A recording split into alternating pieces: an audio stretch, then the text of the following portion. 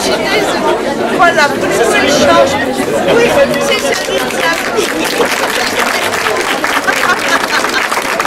Voilà, c'est joli. Le mec n'a pas été grisé, voilà. Bon, parfait. Le résultat, voilà. Dans la bibliothèque, en fait, il n'y a pas de section adulte ou de section enfant à proprement parler. Tous les publics peuvent aller dans tous les espaces. On a eu cette volonté de brasser les publics pour permettre à toutes les pratiques et tous les usages possibles de s'y retrouver. Voilà, donc je vous en prie. Allez-y, après. Le contrôle est beaucoup plus simple que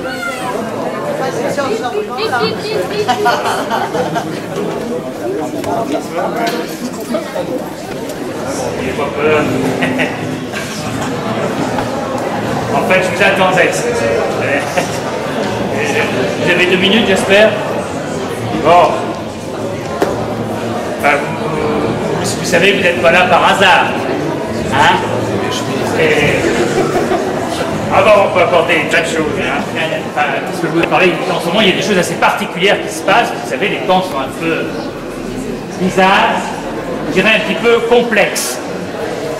Et ça ne vous a pas échappé que l'une des complexités aujourd'hui qui a été dévoilée, c'est l'accélération de l'expansion de l'univers.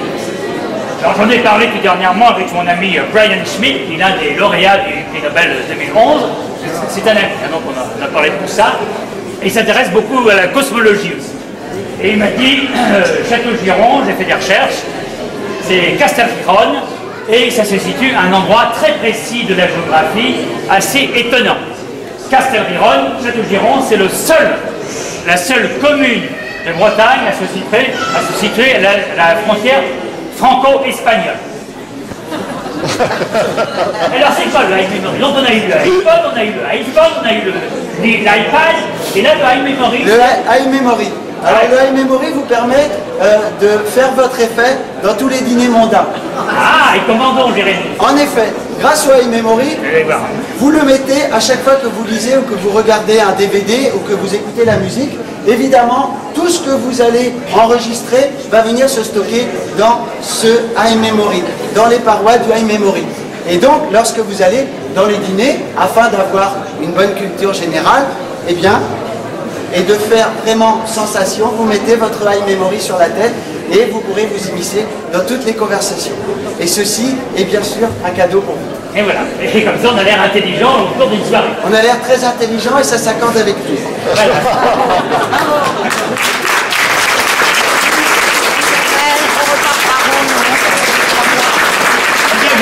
Nous te remercions, puis on va laisser donc tous ces messagers et on compte sur vous pour que vous veniez nous rejoindre dès la semaine prochaine. Bravo. Bonne force à vous.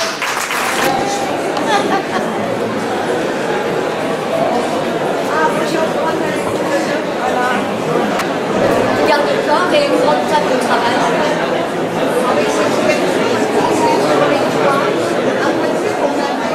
À proximité du cyberespace. Voilà. Par contre, Jacques, tu parles encore des rayonnages. Mis en place tous les semestres en collaboration avec les cyber du territoire. Voilà. Oui, alors là voilà. On participe à la première phase de mise en réseau avec les bibliothèques d'Ossé et de Saint-Aubin et pour le premier trimestre 2012. Voilà. On va ressortir par là, donc après.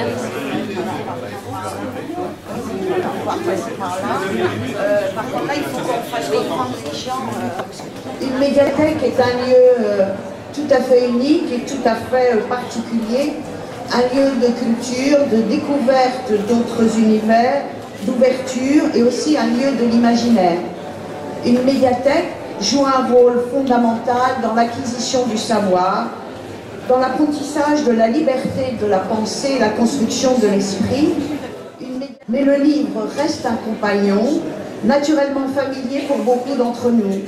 Mais il doit être visible et croiser la route de tous.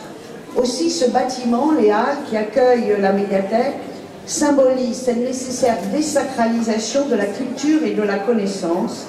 Et ce site que nous inaugurons aujourd'hui a été voulu ainsi, au cœur de la ville, transparent depuis la rue comme de l'intérieur, Le regard le traverse et nous invite tous à y entrer.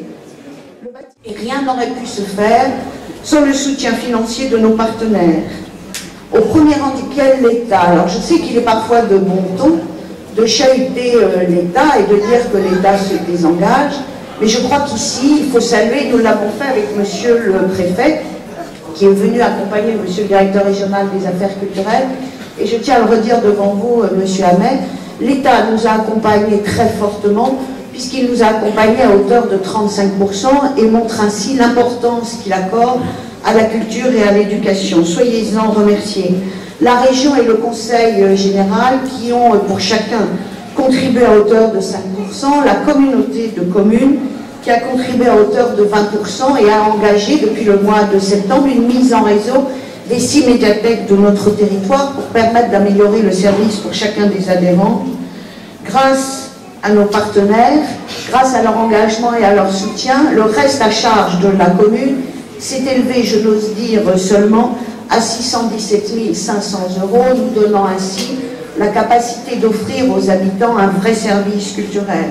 Merci à tous. Venez, entrez, feuilletez, surfez, lisez, empruntez livres, magazines, CD et DVD. Les halles sont à vous. Très embellies aujourd'hui grâce, vous l'avez remarqué en cheminant, aux réalisations thématiques de la section d'art floral de l'UTL. Joyeuse grâce à l'école de musique et aux jeunes que nous avons vus tout à l'heure et que nous verrons tout à l'heure, mais aussi grâce à une très belle exposition que je vous invite à découvrir à l'entrée de la médiathèque. Et Juliette est là, voilà, Juliette est devant vous, voilà, Juliette, tu peux lever la main plus haut.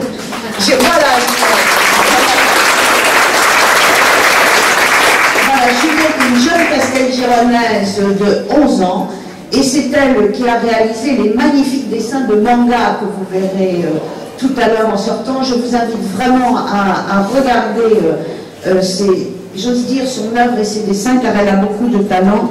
Et peut-être, Juliette, que le talent, ton talent, c'est peut-être nourri du riche fond de manga de notre médiathèque. En tout cas, je souhaite que cette médiathèque soit un lieu de plaisir, d'échange et d'épanouissement de talent. Merci à tous.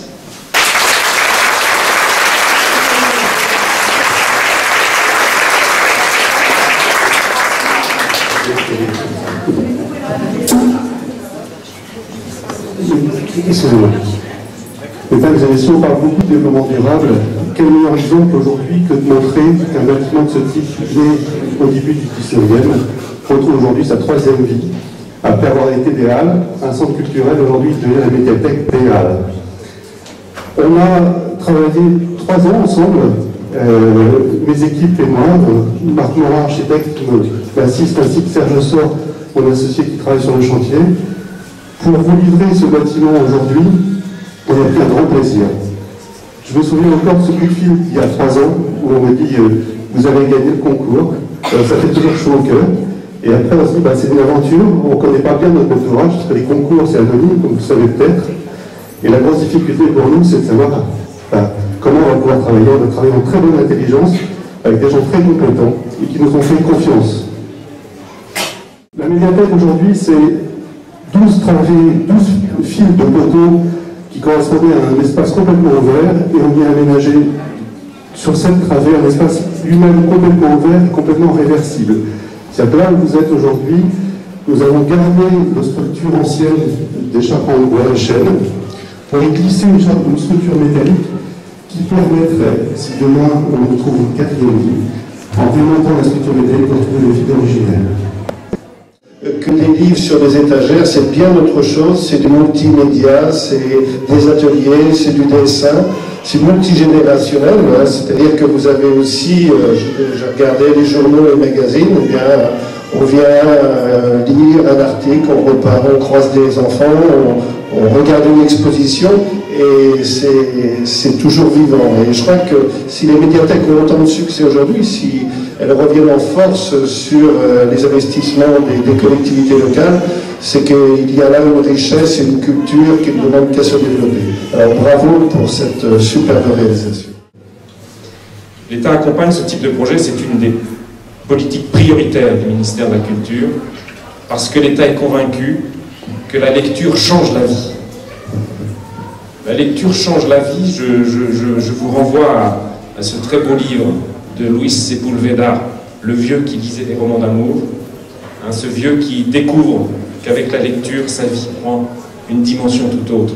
Je vous renvoie aussi au discours que Mario Vargas Llosa a prononcé lorsqu'il a reçu le prix Nobel de littérature, l'éloge de la lecture et de la fiction, qui est un texte absolument admirable sur la lecture. Et il faut savoir, mesdames, messieurs, qu'aujourd'hui, la lecture n'est pas accessible à tous. La France connaît encore un taux d'illettrisme très important. Plus d'une personne sur 10 en France, plus d'une personne sur 10 est en difficulté avec la lecture ou avec les savoirs de base. 11% de la population française est dans cette situation. En Ille-et-Vilaine, 7%. Une personne sur 13. Et je vous renvoie au très beau roman inachevé d'Albert Camus, prix Nobel de littérature, dans son roman Le Premier Homme, où il raconte sa détresse de constater que sa mère ne pourrait jamais accéder à son œuvre, précisément parce qu'elle était en illettrisme.